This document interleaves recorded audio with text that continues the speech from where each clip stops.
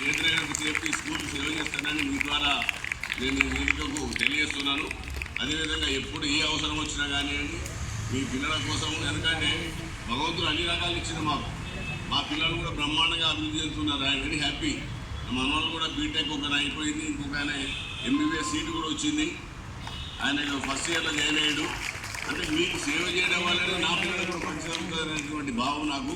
కాబట్టి మీకే కాకుండా వ్యక్తిగతంగా ఎవరికైనా ఉపాధ్యాయులకు కానీ మన విద్యార్థులకు కానివ్వండి ఏదైనా చోటమోట అవసరం ఉంటే నేను చేస్తానని చెప్పి వేదిక నుండి మీకు మనవి చేస్తూ మరి ఒకసారి ఇదే విధంగా మనం ఇంకా చాలా సంవత్సరాలు ఈ గణతంత్ర దినోత్సవం జరుపుకోవాలా. ముఖ్యంగా ఉపాధ్యాయులకు నా మనవి, వాళ్ళు మీ పిల్లలు మా పిల్లలు కాదు, మీ సొంత పిల్లల మాదిరిగా వారిని ట్రీట్ చేసి వాళ్ళకు కొంచెం, ఎందుకంటే నాలాంటి వాడు సరిగ్గా చదువుకోడు, అటు ఇటు తిరుగుతుంటాడు. అటు ఇటు తిరిగే పిల్లగాని కూడా కొంచెం గట్టిగా మందలించి చేసి మీ ఫిజికల్ డైరెక్టర్ గట్టికున్నారు సారు, ఆయన విధులు ఊరితే కూడా విధులు పలిపోయేటట్టున్నది. అటువంటి ఫిజికల్ డైరెక్టర్ ఉండడం కూడా మంచిది. ఎందుకంటే ఫిజికల్ డైరెక్టర్ ఎప్పుడు చెక్కలు కొడుతుంటాడు, ఎక్కడ ఎక్కడ బయట తిరుగుతున్నాడు, ఎక్కడ తిరుగుతున్నాడు, ఒక్కటేస్తుంటాడు అన్నట్టు. అట్లా ఫిజికల్ డైరెక్టర్ మంచిగా ఉండాలి.